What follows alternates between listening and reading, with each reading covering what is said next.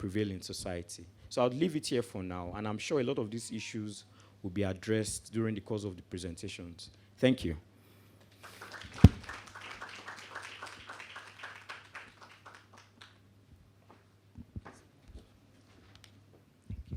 Thank you so much, Bong. Please, another round of applause for him.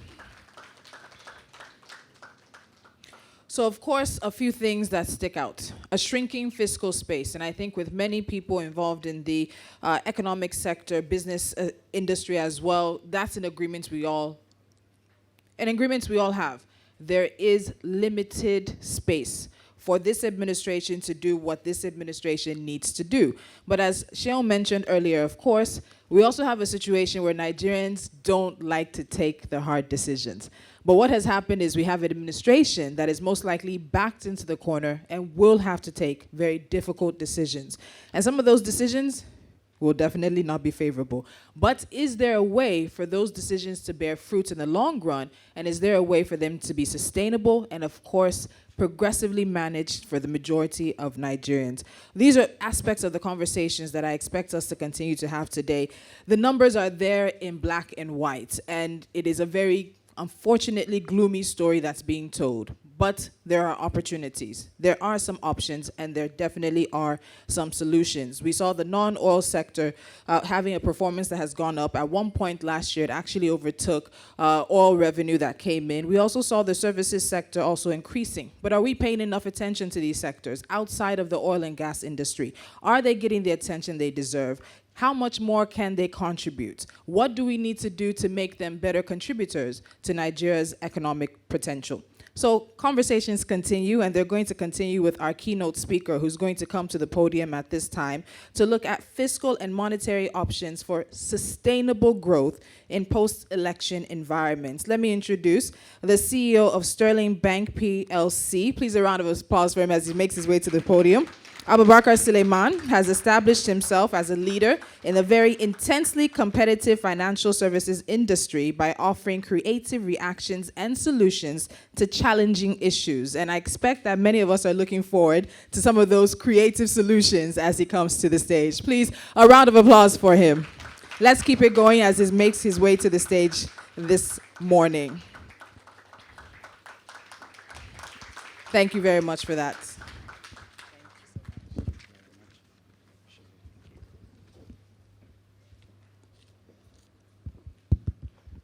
Good morning, ladies, gentlemen. I noticed that when we were clapping for Budget IT, we didn't clap for MacArthur Foundation. I felt maybe we should clap for them as well. And it's good to start by saying that the work that has been done by the team behind Budget IT is unprecedented. Every single person in this room is in some small community on social media where we all profile solutions. We all know the answers to the problem. But rarely has that been translated onto a platform that is globally respected, that is collaborative, and has given us the opportunity to genuinely start to shine the torchlight where it ought to be shown. And thank you very much for the work that you've done, all the members of the team. My work today is really to sort of take us on a journey of looking in the dark corners and see what is hidden there. Because there's something that's got to be missing. When you look at Nigeria's balance sheet, Nigeria's revenue profile, something is missing, and where is it? You can't have a country of 215 million people. That's my own data. That's where I feel comfortable. It could be 220 or 190, but I feel it's around, I think it's over 200. You can't have a country of that size where that number of people are being fed every day. They all have something to do. And then come up with the kind of government that we come up with. Something is missing. You don't create that amount of economic value, and all we can show for it is a 6.5 trillion naira revenue for the federal government. Even if we treble that and we say it was a 20 trillion naira in revenue for the government to govern, there's something fundamentally wrong. And until we find it, I don't think all of the reforms that we're thinking of can happen. So my job is really to sort of take us on a journey and look around, what are the areas, what are we missing here? Right. So where can we find, to my mind, if we find 15 trillion naira of additional revenue every year for the next 4 years, we'll be able to fund the ambition of this government.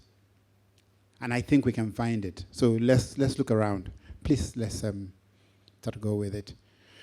So here are some basic assumptions so that nobody keeps taking us back on what about corruption, what about stolen money, what about, all of that is true.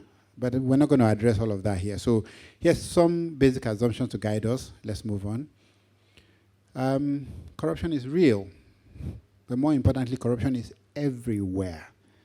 It is the corruption of our society. It's not a corruption of a government. It's not a corrupt government and a decent, well-performing people. The only reason we keep going back to government is that we think that they are the one that can change that.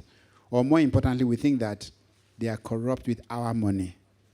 But corruption is real. It's a societal problem that needs to be dealt with as a holistic approach.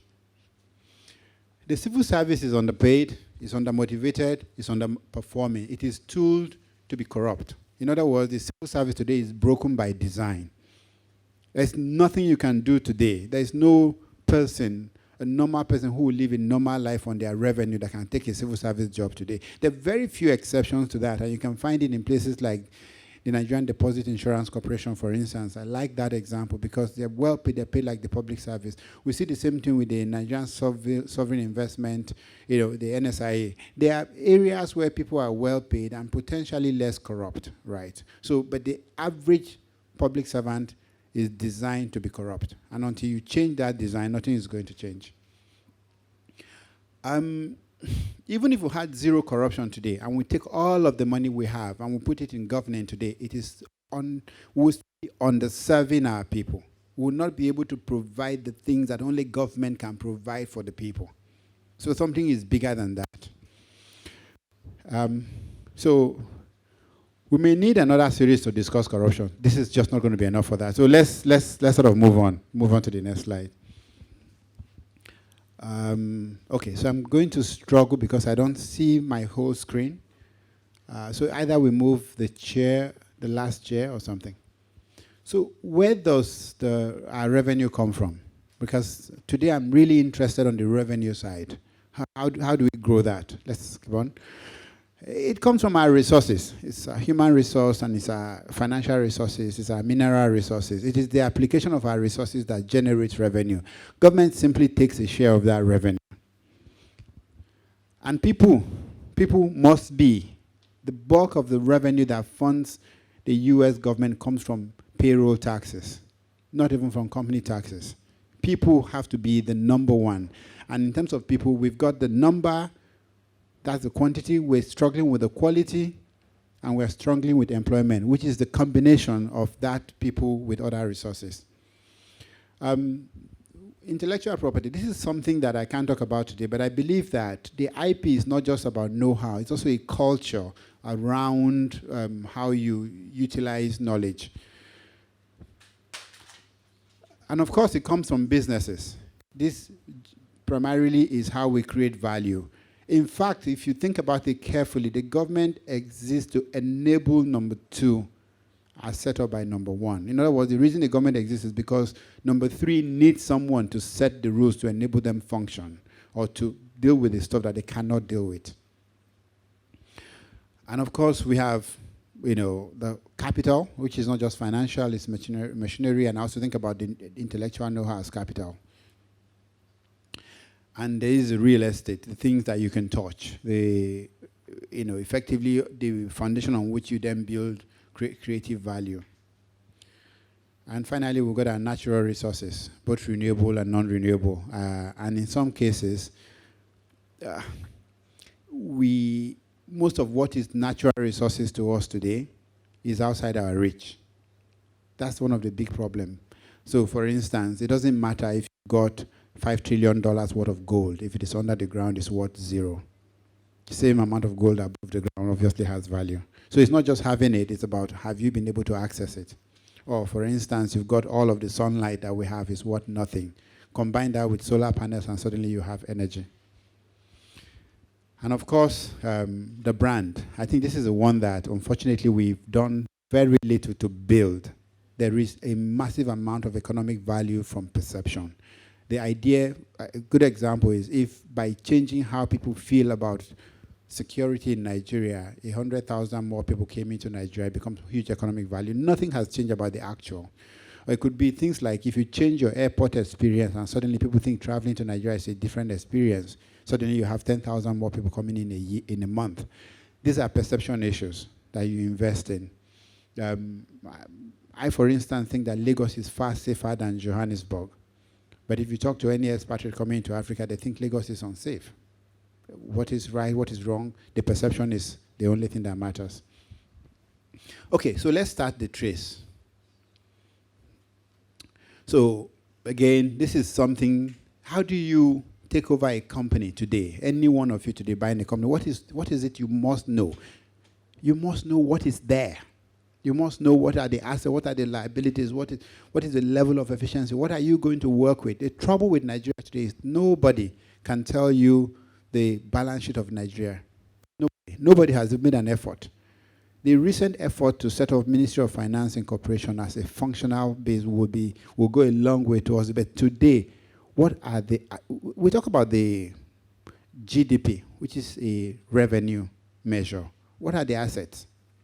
We don't know. All we know is that Nigeria is blessed, right? We don't even know how many we are blessed with. Is it 200 or 150? We ought to know. It's so important that this is your starting point if you don't know this. And so this is sort of ways around that. So there's so many ways that we can begin to consolidate data. I'm not even asking for us to spend 400 billion and do a new population census. I think we can actually consolidate existing data and start to get a sense of what we are and then grow them. So for instance, if I say anyone that can walk into a bank and demonstrate that he's a Nigerian, to get a BVN created gets a 5,000 naira. So if you don't have a BVN, there are about 60 million BVN, you are most likely poor. If you are poor and the government decides to give you 5,000 naira, but give it to you on the basis of you creating a BVN, the government spends nothing. People actually go there and then there are just simple ways to finish this census. We're already halfway there. Let's go on. Why is this so important? Again, everybody talks about data. Well, this is the root data. This is the original data on which everything is built. Without knowing the number of people you have, and of course the other resources, you have no data. And I think for as long as we are the political entity that we have become, it is very difficult for an independent census conducted by the Census Commission to be seen as an authentic data source. And so sometimes you have to rely on external. Why do you bring auditors, for instance, to come and tell you what is in your own house or your company? Because sometimes it's just so that you can take away the emotion. And so we should think about how we use external sources.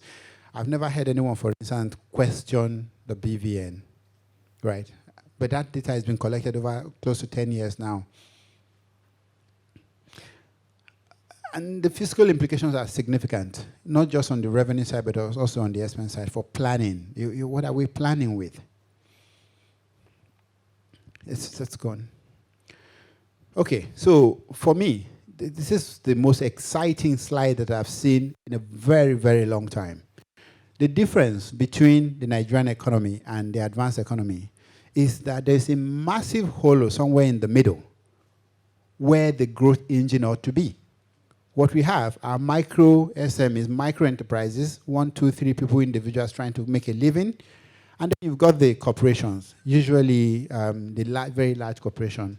This slide explains why, if you look at the credit to the private sector, about less than 500 companies control over 80% of credit to the private sector, because there's nobody in the middle.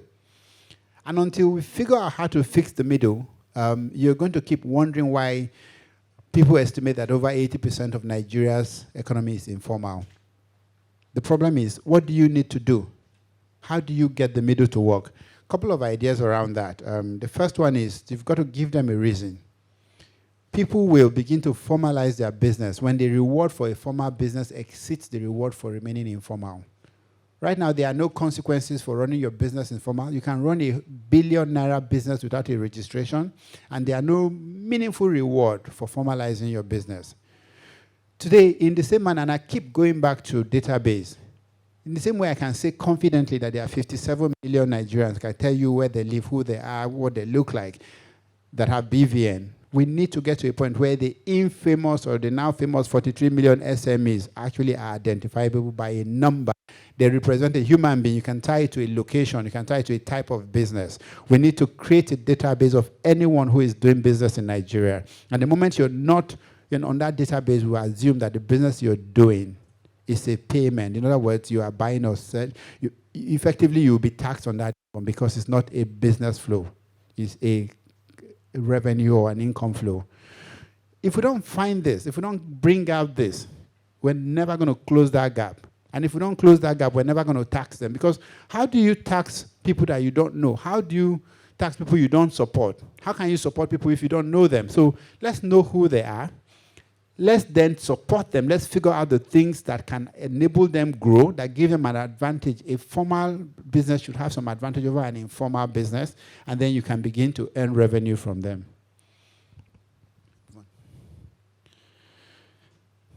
Okay, so I kind of tried to go through a couple of numbers here. One of the most exciting data, I think the first time I used quadrillion in a statement that wasn't because I was joking around, was when the data came out last year, and the central bank said that we had processed about 1.5 quadrillion naira of transaction. That's actual number. So I put a link there because even I had to go back 3 times to be sure that am I reading this correctly. And it's broken down by the different payments, mobile payments, web payments, NEFT, all of them are there. But at the end of the day, the amount of money that moved around in Nigeria was 1.5 quadrillion. But we believe that our GDP is 200 trillion. Something is off here, right? We paid money 7 times the amount of total income. We must be playing, table tennis with the money, just kicking it back and forth. There's no way you can make payments 7 times the total income earned. It means, was it loan that went in and came back? And this doesn't include internal processing in between a company. This is processing that went through a processing engine that went to a third party. Something is wrong. Something is off, fully wrong with our calculation of our GDP. But when you now layer that over the GDP, as calculated, the 200 trillion calculated GDP, the revenue that the government planned, the federal government planned for was 3.7 of GDP. That's what they planned for.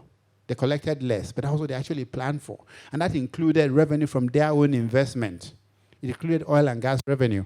When you now take that total revenue that they planned for and you layer it over the total payments that happened, it's 0.5% of the payment that happened. So something curious about these numbers.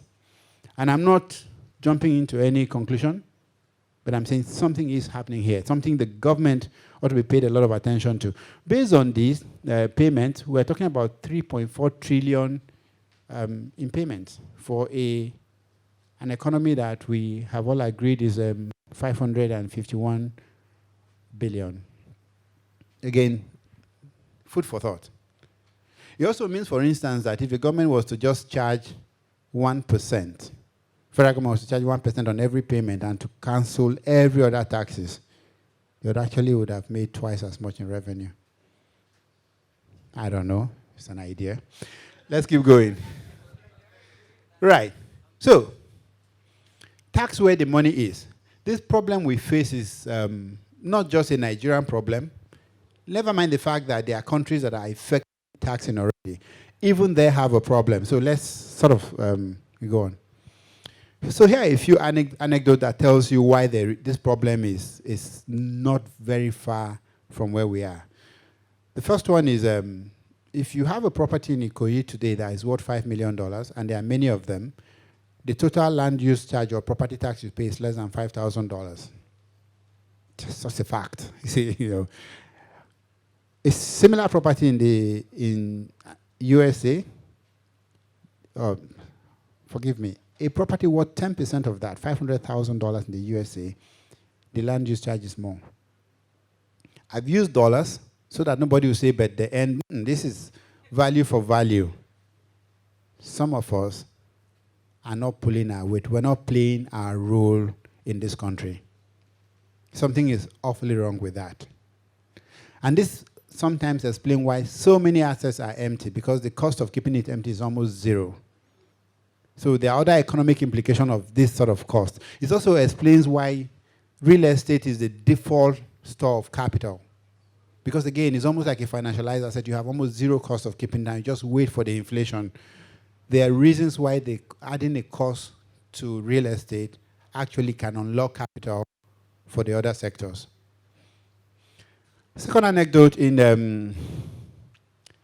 2022, we transferred 783 trillion via web. But the FIRS collected, 2.8 trillion. Again, something might be wrong with me, but that money is going somewhere, buying something, paying for something. There is a correlation between the velocity of transaction and economic activity. And there's a velocity between economic activity and profit. There's a relationship between profit and taxes. We need to reestablish that relationship. There's no correlation. I also looked at custom. The total amount of waivers that they granted surpassed their revenue by 71% in 2022. When I saw this, I like, no, I think I first saw it in Punch. I went back then, I saw it in Guardian. Then I went like, no, there's something wrong. How is that even possible? Right. And if the waivers had led to a massive increase in FIRS revenue, then you say, oh, I see what they did there. They gave up some upfront taxes and got something later. There's zero impact on FIRS. So we now know where these things are. Something is missing with our economy. Let's go on. I also believe that the way and manner and where we collect taxes is a significant problem. I have looked at the process of taxation. I actually started off as a tax consultant, so I kind of know some of that experience. It is very expensive how we collect taxes. I became aware of a state where the tax collectors took as much as 30% of what was collected. It happened in one of the outgoing governor states. So there is a huge problem with how it's collected. So I want to explore how we might be able to do this differently. Please go on. And so sort of start to play around with the number. If we look at the web payment I showed earlier, you can get 19 trillion from charging 2.5% of it. If we move on to, if you look at the NEFT payment, which is usually the bulk payment, the bulk transfers, just 1% of that is 4.7 trillion. We collected less than that in a combination of custom duties and FIRs, or just about that. If you look at property taxes, the estimate is that about 42 million homes, of which 25% of them are standard homes. The 75% are deemed substandard. If we collected roughly the minimum wage, and any one of those 25% probably has a security guard at the gate. If we collected the minimum wage per month, that's 3.8 trillion. State taxes, but I thought it was important to highlight just how under collecting we are when it comes to taxes from those who can pay. Please go on. So I wanted to highlight the fact that the problem is not just a uniquely Nigerian problem. Even the countries that have, the OECD, I think the tax GDP ratio is closer to 30% now. Even they have a problem with taxes and the fiscal balance sheet. So a couple of ideas. And I think our president just flew to Paris to go deal with that problem. And if there's anything I know about him, he's going to come back with some answers, right? Like he will remove another subsidy and we'll solve it. Which is a serious problem. There is a petrol subsidy, which is the middle class subsidy, but there are bigger subsidies that needs to go. And if we don't talk about them, then we're not going to move forward. Please go on. So the question is, if we're going to reset the balance sheet of countries today, where are the monies? There are only two set of people that can solve this problem. It's going to be the transnational corporations, and it's going to be the HNIs, the billionaires and the millionaires. And this is the argument that is being pushed now. Please go on. And so we expect, for instance, that multinationals, some of them in this room, we're talking about 240 billion easily. The estimate is actually closer to 500 billion in taxes because of the rules. They're not breaking the rules, let's be clear. But the rules over the years have been designed to favor those who have the power to influence those who make the rules. In other words, they own the government. And then if you look at the... Right, so I brought this out specifically because this is the kind of direction that is going to lead to change. There are going to be some tax activism. There are going to be some countries that will break away from existing rules. Nigeria, for instance, has determined that the only way it's going to get any value is to tax the transnational technology companies that operate on its borders. And that's the direction that we're headed. Okay, so let's try to wrap it up. Go on. So subsidies, how much exactly are in the various subsidies that I've hinted at? So move on. We've looked at petrol subsidy. We think that that's easily 6 trillion if we continue what we did this year. I call this currency subsidy, and what I've done is I've assumed that the government earned about $18 billion in its own revenue, and that there was roughly 200 naira between where you could transact without government and where you could transact with government, and that was the 6 trillion.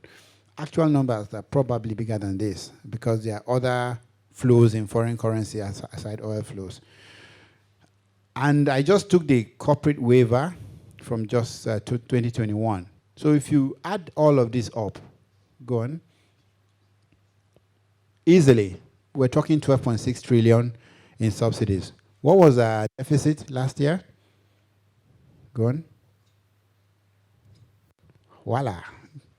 That's the money we've been looking for. So if we had run government without subsidy in 2022, we'll probably have had a balanced budget. How about that? Right. And this is just the subsidies that I could get my fingers on. I am aware of them. All the subsidies that we are all enjoying, that it seems the party is over. So please go on. So how bad is the debt crisis? I mean, everybody keeps talking about the debt crisis. First, it was a debate of, oh, do we have a debt problem? Do we have a revenue problem? I'm one of those atheists that says that it's a revenue problem. I mean, people say, oh, but you can't spend until you have. That's true. That's a governance problem. But the actual problem we face is not that we have too much debt. In fact, we are heavily under leveraged as a country. The problem is that we have not optimized the balance sheet, both the people and the non-people side. So we do not, I'm not saying borrow more. I'm saying even if you stop borrowing today, you haven't solved the nation's problem. The nation needs a lot more capital to grow, to build. You don't stop building. And we have the capacity to be able to borrow the money to build. So I do agree that we need to fix our current issues with, debt service to revenue and all of that. But I don't think that's the solution for a long-term problem of prosperity. So I looked at what the Ministry of Finance Incorporated has kind of found since they started hunting, since they were properly reconstituted. And I think by the end of the year, about $50 billion worth of assets would have been, accounted for, verified. And if those assets were managed such that they generate, just 10% return, similar to what we pay on our consolidated debt today, we're talking half of our debt expense will be met. In other words, those assets that we already have found, I have no doubt in my mind that the amount of assets the MOFI would control in 5 years, 10 years would be closer to the size of our current GDP of $500 billion. But even with what we found, we could easily have our cost of borrowing just by optimizing what we already know, what we already own, what we already have. And if for any reason they cannot return 10%, since those assets are not critical to social services, then you exit them and you pay down your debt. Right. So my point is, and it, sort of sum up now, go on.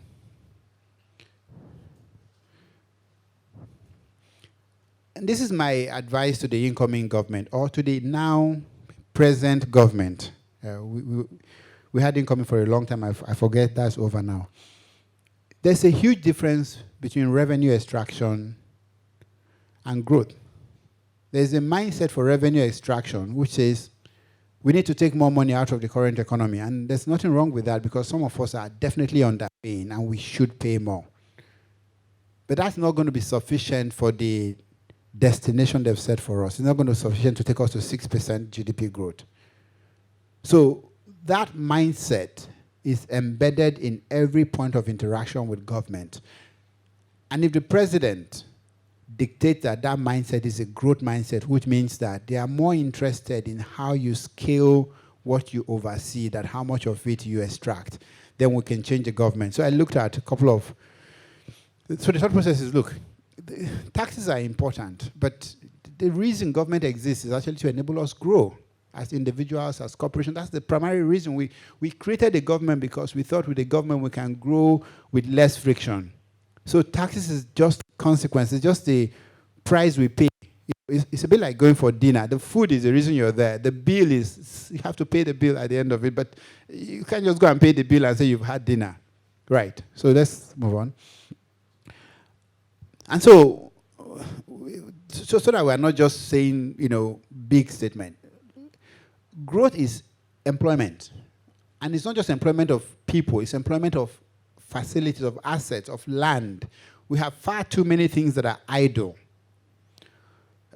Here's an example of how you can change Nigeria. Let's assume I don't have the data that the gold reserve that is sitting down that is easily accessible in Nigeria is worth, say, $10 billion. The cost of extracting it is worth $2 billion. We've got $8 billion of reserve literally just sitting down under the ground. That is employment. We're not employing the reserves. Same way with, we failed to invest in oil and gas over the 16 years that we debated the petroleum industry bill that eventually became an act, 16 years late, right? That is asset that is unutilized. It's about employing assets, not just human being. And you can't employ human being until you employ the, again, basic economics, land, labor, and all that stuff we're taught. So employment is key. You cannot employ unless there is security, right? Nobody's going to... I've had so many stories of people who don't go to their farms anymore because they don't feel safe. It's real. You've got to save for that.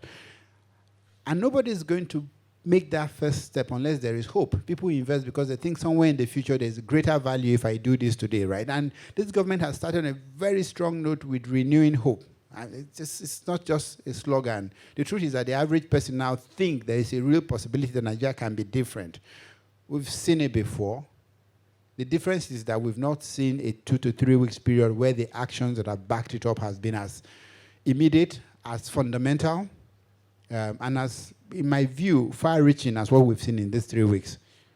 Let's see the next 3 months. Is this going to be the direction, but also most of it, is this going to be the level of urgency that every government agency will bring to bear, or is this just coming out of the presidency and it dies at the ministry? Therein lies the trick. And so a growth mindset also, it's about competitiveness. Ultimately, everything a country does, the country has only one role.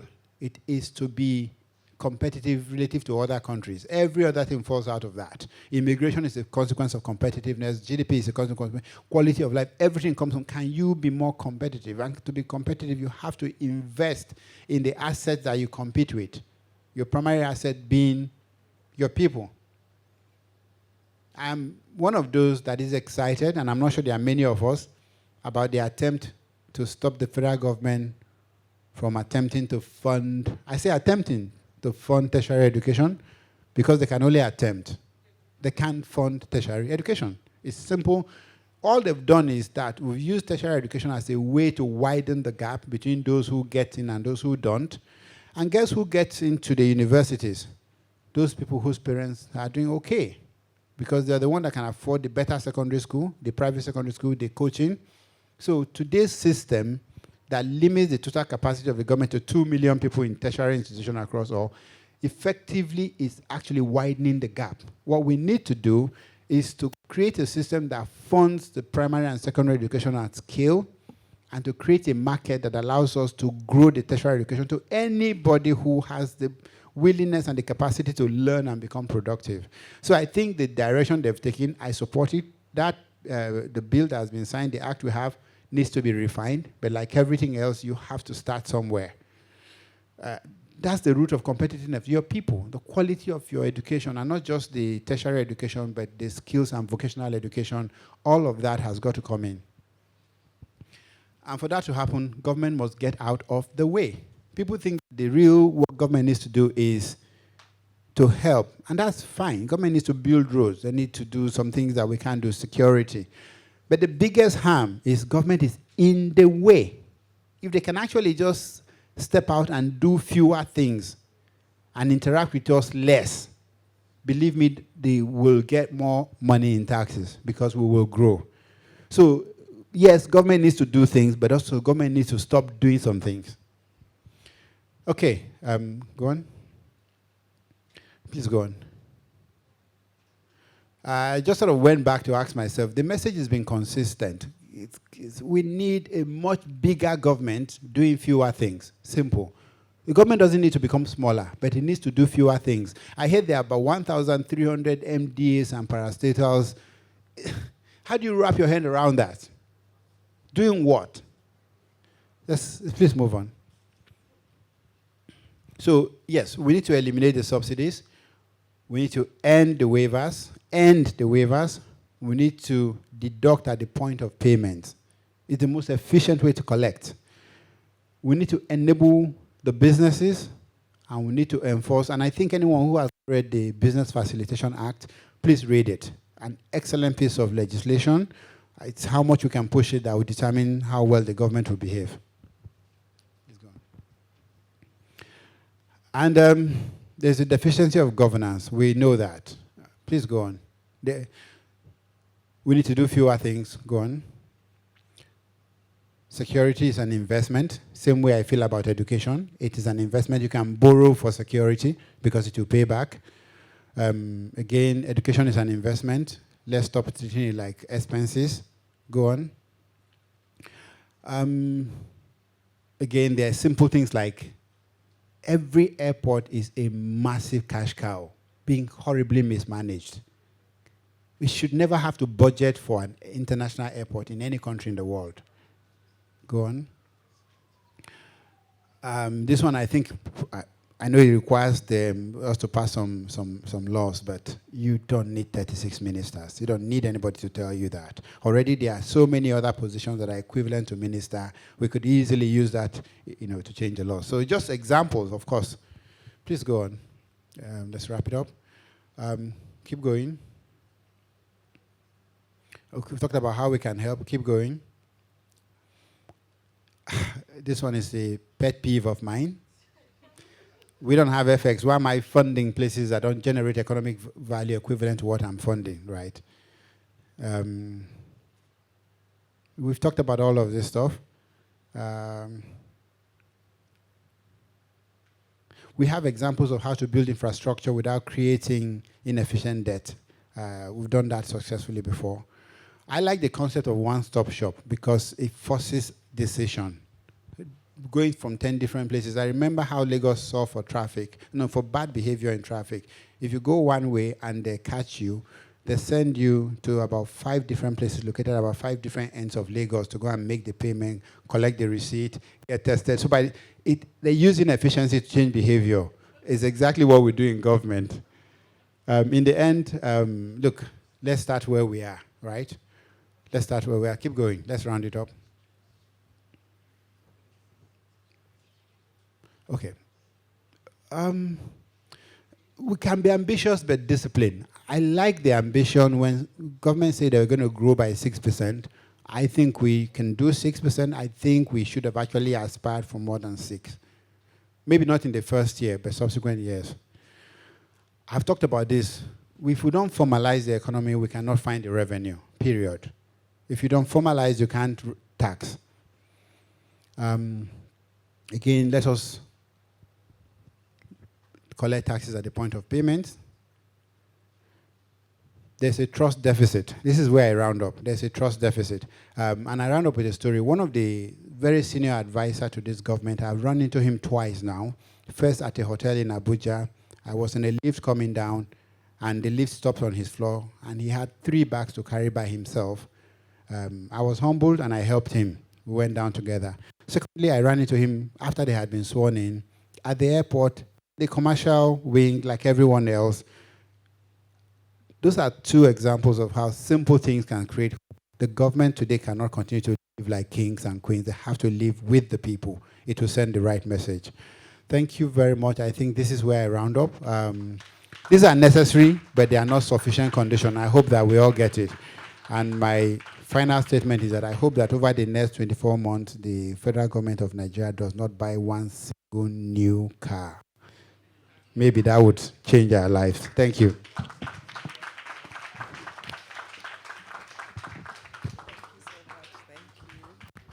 I think we can do much better than that. When he came up, he promised to take us on a journey and take us into the dark corners. And those corners have received some light now, but this conversation about tax, Abubakar, my heart is doing like this. And I know there are many people in the audience who feel that same way, because the next conversation takes us a little bit further into these tax conversations. But a number of things that Abubakar said that are part of that conversation and part of the overall conversations are informal economy around the continent, not just in Nigeria. It is the backbone. But governments cannot do what it needs to do and cannot make the money it can make as long as they are not formalized. But we need to realize that the informal economy is actually taxed. Non-state actors, they're blocking the money that should be formally entering government coffers. So that's another conversation, especially when we look at the concept of how we tax ourselves. And why should you tax what you don't support? Because even in Kenya, there's an attempt to tax digital content creators. And they've told the government, why do you want to milk a cow that you have not fed? And so when we come to conversations around this trust deficit, this social contract, Nigerians and many Africans are reluctant because we have not seen our governments duly use our taxpayer monies. We have seen them be ostentatious. So how then should you expect me to pay taxes? But he's dropped some ideas, he's dropped some options, and he's asked some questions. So Abubakar, I don't think there's anything wrong with you. Is there anything wrong with him? At all. No, it's about asking those questions and making sure that we're holding those who can make the decisions accountable for the decisions that they are making. And there's a relationship that needs to be nurtured and it needs to be reframed. And that's the relationship that we have with our governments and, of course, our leaders. Deepening tax collection is one of the things that has actually fallen under the fiscal policy recommendations of the Policy Advisory Council reports that was recently released just a few weeks ago. And when you look at it, it talks about widening the net and deepening the net. The next